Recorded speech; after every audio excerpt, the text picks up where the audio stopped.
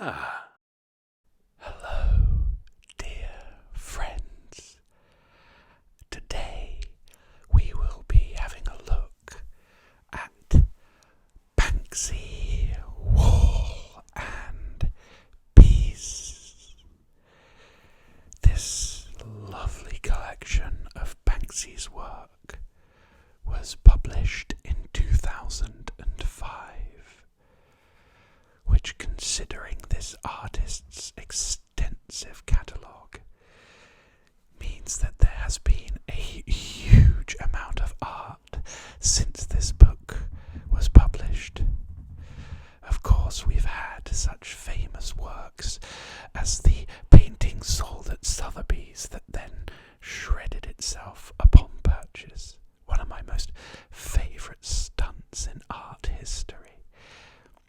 And I have a lot of family in Norfolk, and what's really interesting is seeing his work throughout Norfolk as a holiday tour and seeing how local communities jump on the opportunity to preserve such work.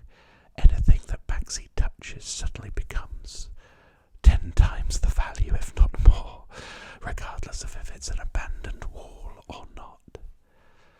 So today we will work our way through this book and enjoy some of the images of Banksy. And we are off to a great start as we have this police officer very kindly flipping us the bird. Welcome to Banksy's work. I think this just says what he's all about straight away. How streets, no matter where they are in the world, can be claimed and owned by art. A mesh of history and architecture and social commentary. And of course some very famous pieces indeed. Bankside into Banksy.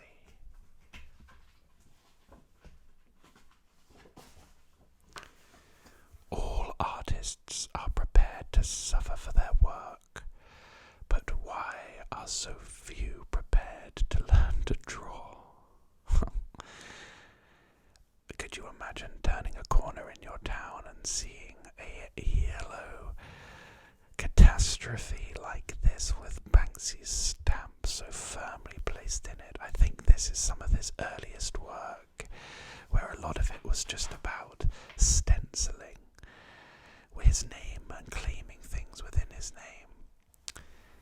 We have, of course, the A-board ape, the chimp with the A-board with messages placed on it. This has become quite iconic for a number of quite recent movements where individuals, I suppose, see themselves as simians of some description or another, the masses versus the elite few, and reclaiming despite perceived lack of intelligence or unwashedness. It is, of course, the apes that will inherit the earth.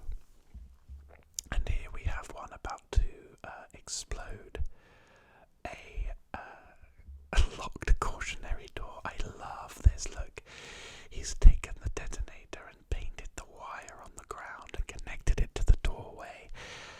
This is just what I absolutely love of creating narratives and creating stories out of just existing objects and locations.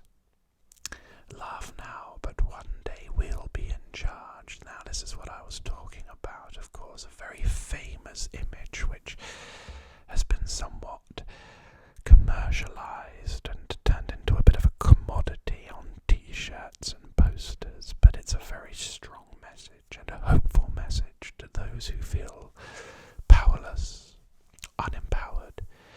These are, of course, placed all along a tube on London's District line. Imagine turning up to your local tube station to catch the train to work, feeling perhaps a little down on your luck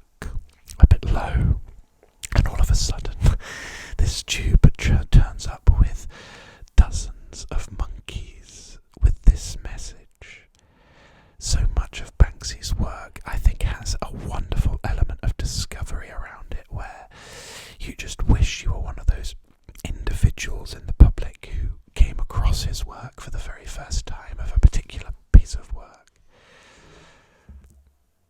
An intelligence test.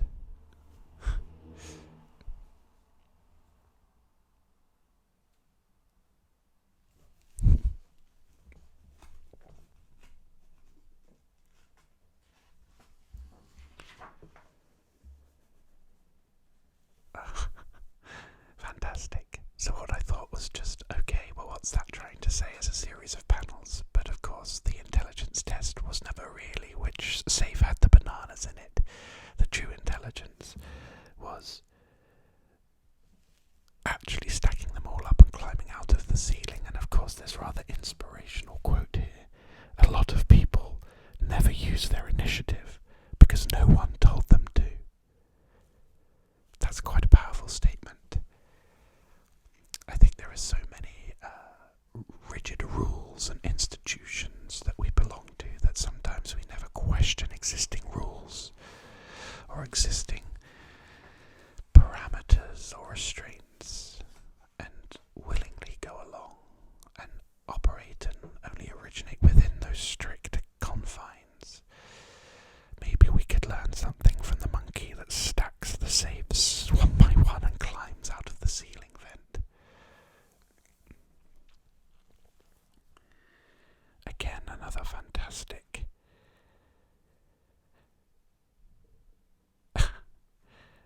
this is a letter received to the Banksy website in response to things like this: the broken TV flying out of a smashed window.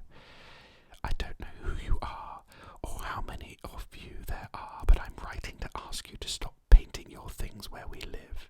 In particular, Censored Road in Hackney. My brother and me were born here and have lived here all our lives, but these days so many yuppies and students are moving here. Neither of us can afford to buy a house where we grew up anymore. Your graffitis are undoubtedly part of what makes these wankers think our area is cool. You're obviously not from round here, and after you've driven up the house prices, you'll probably just move on. Do us all a favour and go do your stuff somewhere else like Brixton.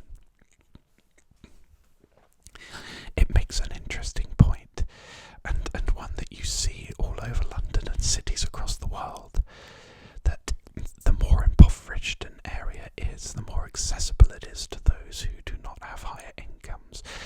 Typically, artists are amongst those who either do not rely upon large incomes but are quite happy to make do and mend, or live in squats or warehouse accommodation, or grouping together in large numbers, because for them it's about their art, it's not about necessarily upfront comfort of living. And of course, once they start producing works and are renowned and regarded well within a particular area, then all of a sudden that area becomes pretty fashionable. And now you go to an area like, well, some parts of Hackney, and I used to live in Dalston in East London, and now there are luxury apartment tower blocks, as everybody wants to move into an area that is trendy and cool. But of course this drives up the prices because the demand is high, and you do wonder where those individuals in areas of lower income, where do they go? Where do they move to? Where can they eventually be squeezed to? Something's got to give, right? This endless pursuit of gentrification is unsustainable. You've only got so much land. These are the kind of images that I think a lot of people associate with Banksy as well, right? The image of a young girl hugging what's an atomic bomb, I suppose, or a bomb of some description. I like to think that I have the guts to stand up anonymously in a Western democracy and call for things no one else believes in, like peace and justice and freedom. I don't know whether or not he's saying that in a rather tongue-in-cheek way. He probably is when he's talking about having the guts to stand up anonymously. But it's these images that really play with your expectations, aren't they? A young girl in love with a bomb. Is that the kind of culture we're creating? And of course you have things like the riot police with their smiley faces. This was in Vienna in 2003. You can see it's directly across from a cafe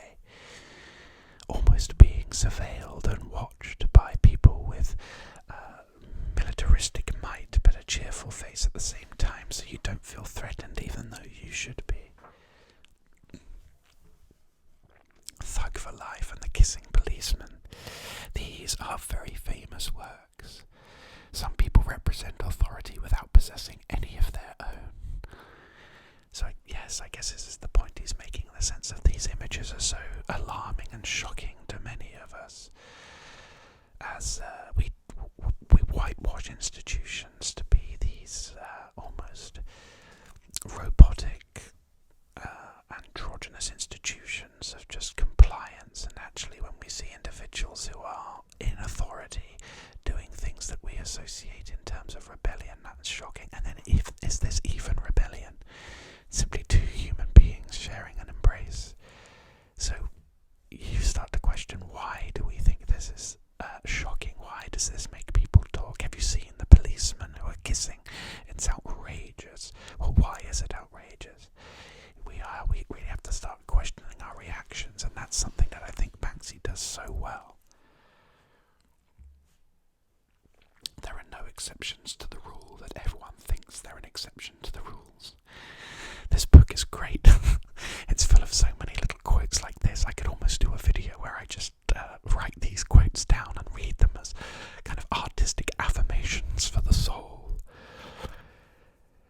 But of course, this is again transforming something into something, or nothing into something. We have a scrawl of, basically it looks like somebody's punctured a hole in a white tin of paint, and it's going all the way from this alleyway or driveway or car park in London, and it's coming across the embankment. That's the South Bank in London by the Thames, going past, I think that looks like the area in front of the National Theatre, past a pigeon, and it's ending all the way up to a policeman who is snorting it.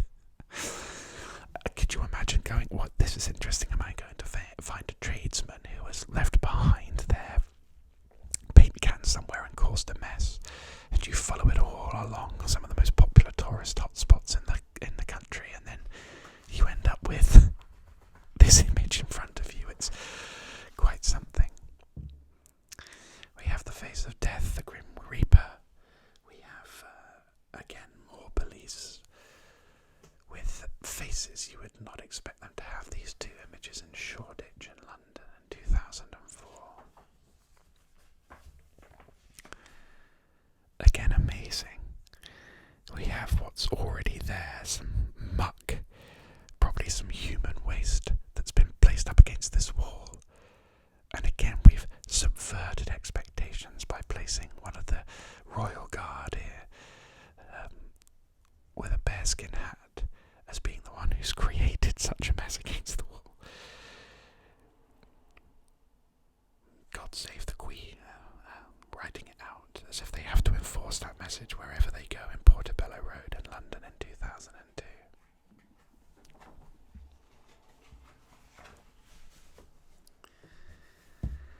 And again, a Royal Guardsman painting an anarchy symbol in Shoreditch, and then we have what looks like some militants of a nation that is not Britain painting a peace sign on a wall. Have a nice day. Again, you could just end up coming up with so many stories or thoughts as to what this actually means or what this actually represents. The attack helicopter has a pretty pink bow on the top of it, almost as if to say, aren't I beautiful, aren't I? Something that we should all aspire to be and want to keep and protect, and in return, aren't I so polite? Have a nice day, all of you who are walking around London. Am I not a beautiful representation of what we should all aspire to? An attack helicopter in an industrial complex. There we have some images of Che Guevara deteriorating over a bridge. The revolution is for display purposes only. On a Tuesday night in the summer, I tried to paint a train bridge that spans Portobello Road in West London with posters showing the revolutionary leader Che Guevara gradually dribbling off the page. Every Saturday, the market underneath the bridge sells Che Guevara t-shirts, handbags, baby bibs and button badges. I think I was trying to make a statement about the endless recycling of an icon by endlessly recycling an icon. People seem to think if they dress like a revolutionary, they don't actually have to behave like one. I got up on the bridge about 4 a.m. It was quiet and peaceful until 2 cars approached very slowly and parked on the street. I stopped pasting and watched from the side of the bridge through the bushes. After a few minutes there was no movement and I figured it was cool to carry on. I reached the 5th poster when there was a huge bang and the sound of splitting wood. One of the cars had reversed back up the street and was on the pavement, wedged in the doorway of the mobile phone shop. 6 small figures in hoods, with scarves over their faces, ran into the store, throwing everything they could into black plastic bags. In less than a minute, they were all back in their cars, which screamed down Portobello Road beneath me. I stood there with my mouth hanging open, a bucket in one hand and a sawn-off sweeping brush in the other. Being the only young male in sportswear within a mile, I got the feeling that things would look bad for me if I hung around, so I dropped the bucket, climbed the fence and jumped to the street. The area was full of cameras, so I lowered my head, pulled my hood up and ran all the way to the canal.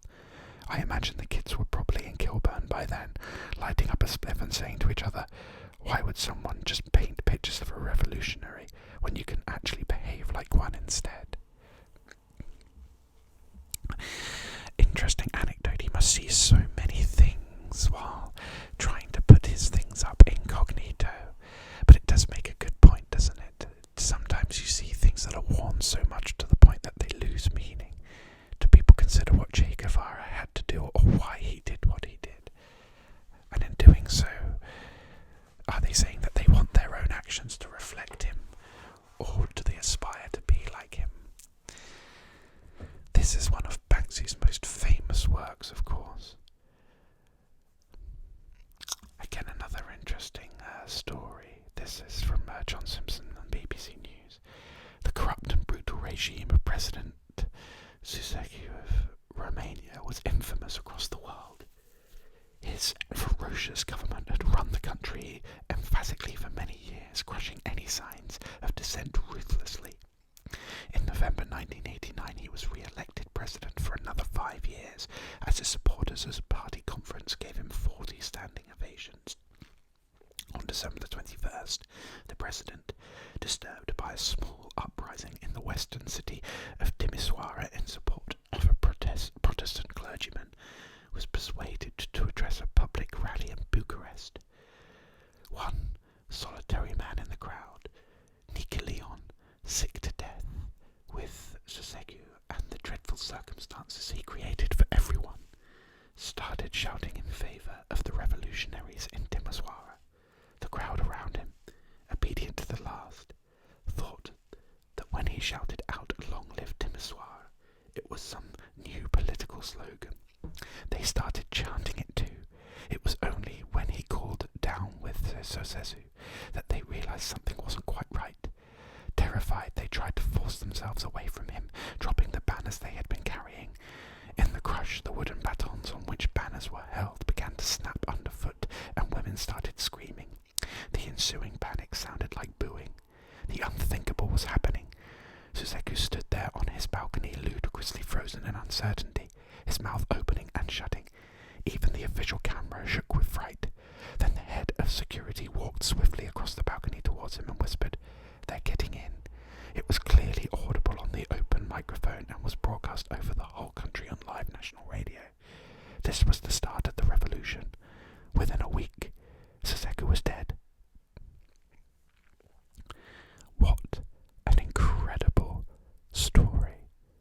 And I suppose it just goes to show with this image of one man making a stand and throwing flowers. No matter what your intent is, make a stand.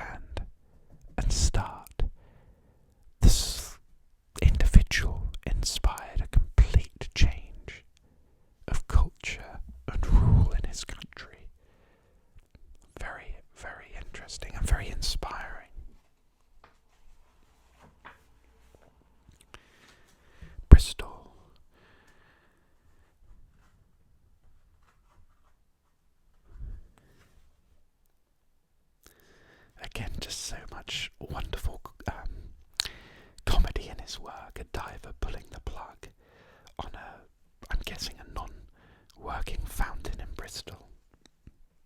Sorry, that's why it's not working anymore. I pulled the plug. One night I painted the side of a floating nightclub in Bristol. Apparently the owner quite liked it, so when the harbour manager ordered it to be painted over, the club threatened legal action. They never pursued it any further, so I went out and hit it again in the hope I could lure the harbour manager out for a full custodial sentence this time. This is it, isn't it? It's such a great indication of the power of art and how anything can be claimed by the voice and work of somebody, and others can find meaning in it and buy into it too.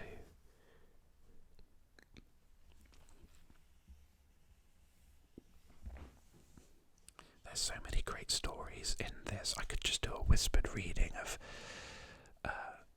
the stories that appear within this book. There is just so much. I'm conscious of not making the video too long, so I just want to kind of skip through.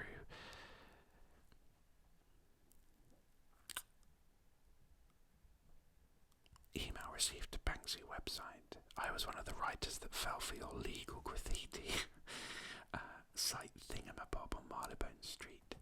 So he went around and placed these stencils on walls that effectively say, this is an official graffiti area, knock yourself out, effectively.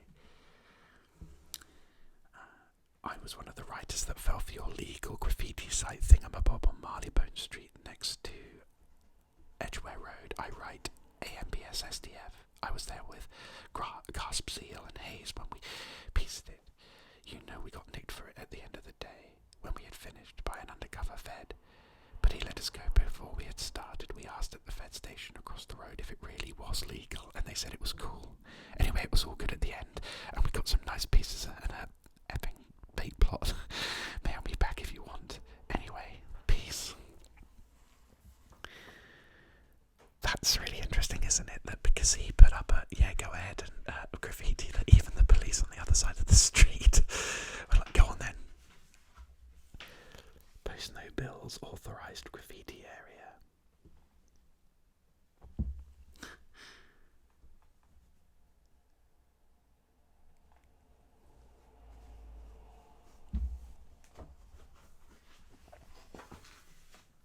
Fat Lane. Oh dear. So, that's quite a cutting social commentary. He's put this up in, I'm guessing it looks like Los Angeles. A recent survey of North American males found 42% were overweight, 34% were critically obese, and 8% ate the survey. No comment.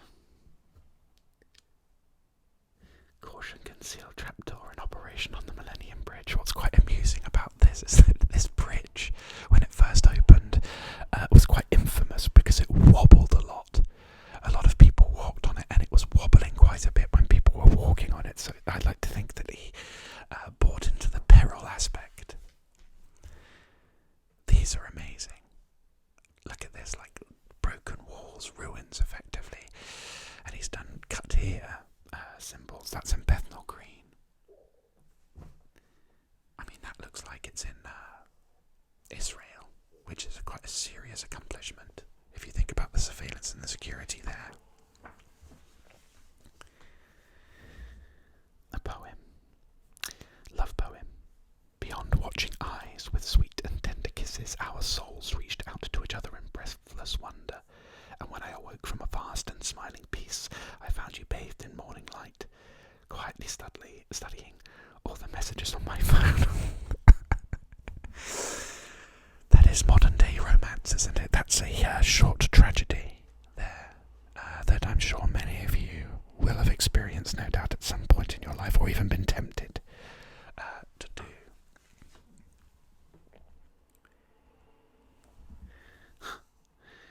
The key to making great art is all in the composition, and it's cut off. Again, just playing with form in such a fantastic way, just bringing joy to people's lives. Nothing dispels enthusiasm like a small admission fee. I think this is a big part of what mind the crap.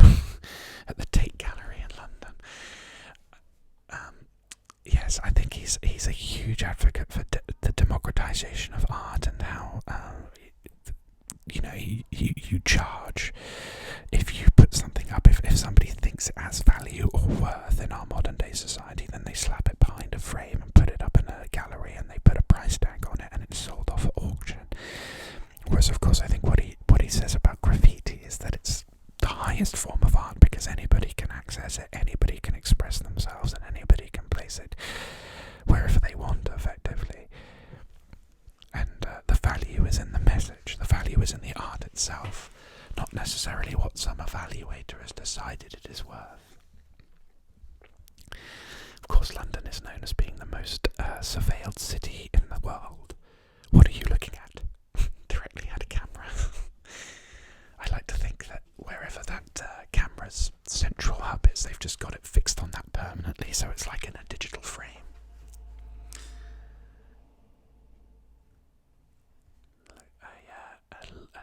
A leopard coming out of a barcode as if it were a cage, and a quarry, a dead woman's bottom at Somerset 2004 turned into a zebra because I'm worthless. They exist without permission. They are hated, hunted, and persecuted. They live in quiet desperation amongst the filth, and yet they are capable of bringing entire civilizations to their knees. If you are dirty, insignificant, and unloved, then rats are the ultimate role model. That is true. Huge sweeping changes and things that have changed the entire course of human history have often been due to the movement of rats and the spreading of diseases, as evidenced here. Imagine a city where graffiti wasn't illegal, a city where everybody could draw wherever they liked, where every street was awash with a million colours and little phrases, where standing at a bus stop was never boring. A city that felt like a party, where everyone was invited, not just the estate agents and barons of big business. Imagine a city like that, and stop leaning against the wall, it's wet. I mean, it's true. You could imagine how wonderful a city would look if it were just completely covered in paint. But then again, I suppose we are placing the expectation that every artist would be as witty and articulate as Banksy and as visually articulate as Banksy. Because I imagine if you give a large surplus of the population the tools to paint on walls, 80% of it would probably be the male phallus painted all over walls. If you judge by any school desk or wall across the country, or probably the world, that's often a go-to, isn't it? More rat work here. I've been painting rats for 3 years before somebody said, "That's clever, it's an anagram of art," and I had to pretend I'd known that all along. Art is an anagram of rat, that is absolutely true. Here's a man rather taken aback by an ATM that's spewing out Princess Diana faced £10. Interesting, because of course this would have been well after her death in 2005. Just these little images of children. They're just so powerful. When you place a child in things you don't expect them to, and in places you don't expect them to be. Only when the last tree has been cut down and the last river has dried to a trickle will man finally realise that we cannot eat money, and reciting old proverbs makes you sound like a twat. Just every single one of these you start reading and you put on your serious voice thinking, this is going to have such a beautiful point, and it does have a beautiful point. But then it just hits you in a way that, people should talk in a way. A lot of people should talk just being straight. Another grab advert. So good. I do apologise if you hear a lot of background noise that isn't as soothing.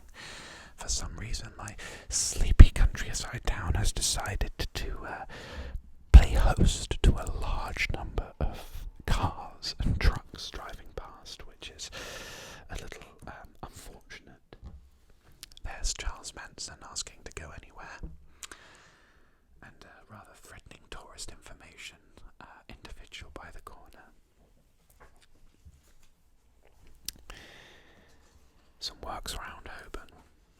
Now look at this. This is work which is done. Here is a guide. You could paint here. There are no guards in the watchtowers. They do not come until the winter. And he went and worked on the wall. I'm guessing in Israel here, the West Bank. I'm not an expert. I think that's what it is. Returning to the car after painting for 25 minutes. What's so funny? He says to his driver. He's laughing hysterically. Of course the guards are in the towers. They have the snipers with the walkie-talkies.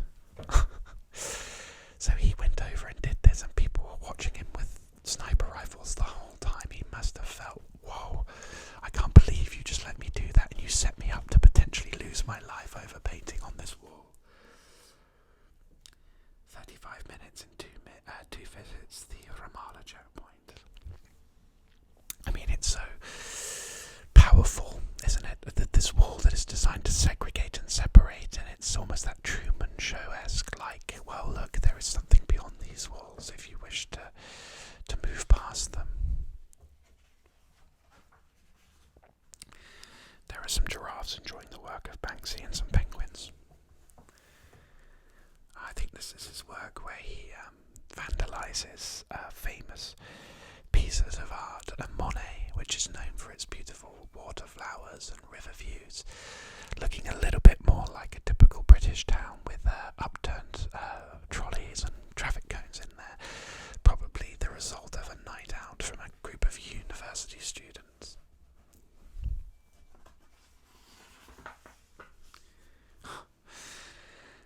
And again, look, police, can you help us incident. A-board in an idyllic, a constable-esque piece.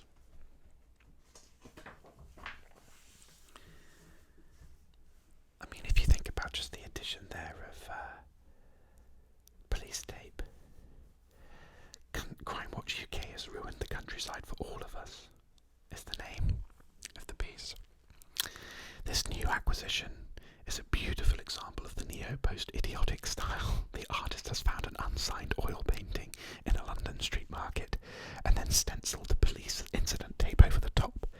Can be argued that defacing such an idyllic scene reflects the way our nation has been vandalised by the obsession with crime and paedophilia, where any visit to a secluded beauty spot now feels like it may result in being molested or finding discarded body parts.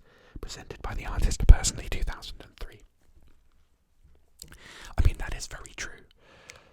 If I think about growing up, this kind of image would be seen as being, a fun and beautiful place to relax and play by. Showing my age a bit. There was, of course, a growing sense of stranger danger and being careful when playing out and make sure that you're back by dark. And of course, but this day and age, it's very much a case of, I think the first thing anyone would see if they saw that image without the police, even without the police tape, is, oh, that's a bit creepy. Don't want to be caught alone there.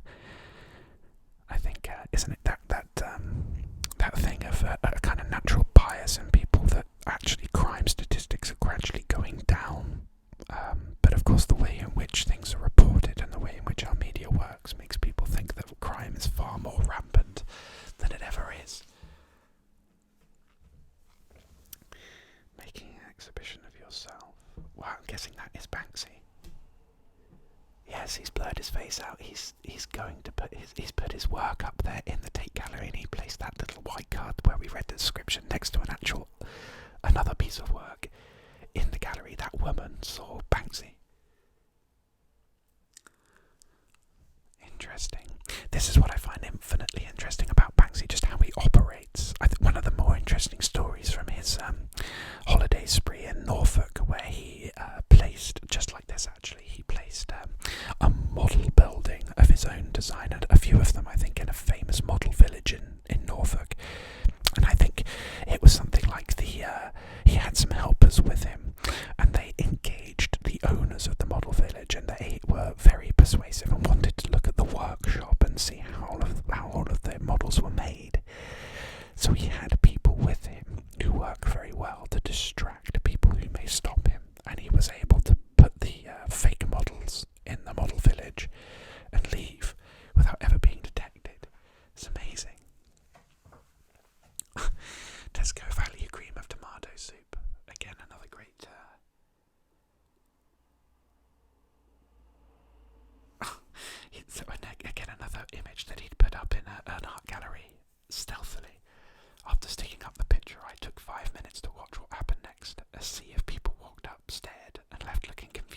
slightly cheated. I felt like a true modern artist. This was in the Museum of Modern Art, MoMA in New York. It lasted 6 days before somebody realised it was there and took it down. Wow, a stag beetle with weapons lasted 12 days in the Natural History Museum in New York. Amazing. You would go there and you just expect that because it's there in the museum, you trust the institution to know what it's doing, so you'd think, wow, that's a legitimate worker there. There's a beetle with weapons on it. That's fair. Wow, that's quite a stark image, isn't it? Like a tribe coming across something alien and threatening in the form of shopping trolleys. This is a very famous work. Of course, this is a harrowing image, a very famous image of a young girl. I think it's in Vietnam.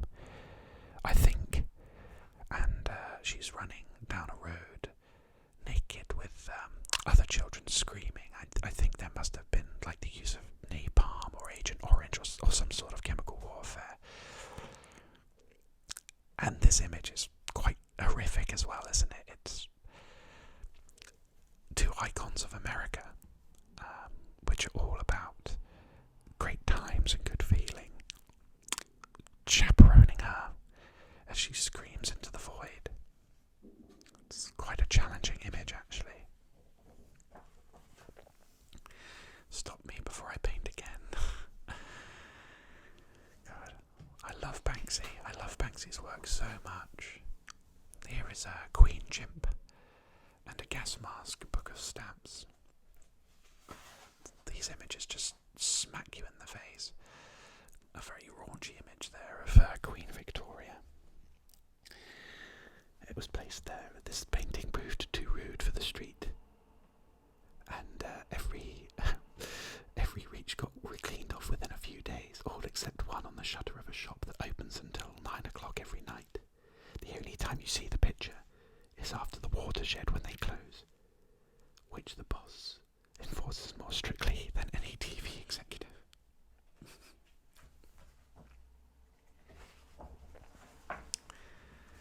Look at that.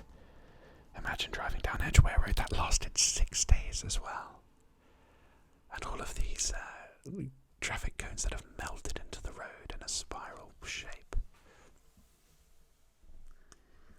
Some sculpture there, installation, some looks like ravens have disconnected a CCTV camera, and they're all over London doing it with their pirate flag, liberating the masses. A bathing lake in Hyde Park. That lasted 3.5 weeks. No swimming, stay away from the water's edge with a crocodile caution sign. And this lasted 22 hours. You can imagine why it was taken down so quickly. The Metropolitan Police made it look far more realistic by stationing a community support officer on the bridge nearby, telling people not to be alarmed. And it lasted 22 hours.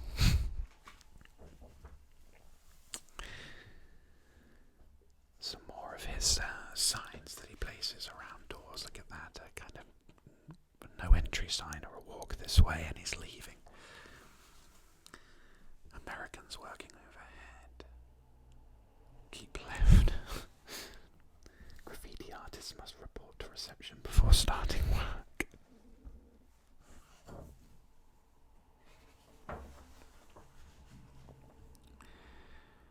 This is his workshop. And he's giving advice on how to make stencils. Maybe one day we'll follow that advice and I'll make a video making some stencils, perhaps. Maybe you'll chart my rise to be Banksy too. The English gentleman doing ASMR graffiti on the walls of Essex. There's no way you're getting a quote from us to use in your book cover from the Metropolitan Police. Sums it up, really. Thank you for joining me for this whisper